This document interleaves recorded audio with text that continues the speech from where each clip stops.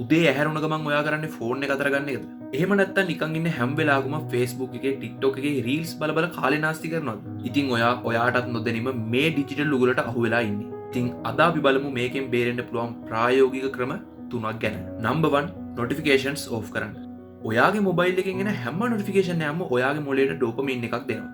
ඒ නිසා වැදගත් apps වල ඇරෙන්න අනිත් apps වල notifications off කරන්න. number 2 no phone zone එකක් හදාගන්න. උදාහරණයක් විදිහට කෑම මේසෙට සහ ඇඳට යනකොට ඔයාගේ ෆෝන් එක අරන් යන්න එපා. විශේෂයෙන්ම නිදාගන්න පැයකට කලින්වත් ඔයාගේ ෆෝන් එක පැත්තකින් තියන්න.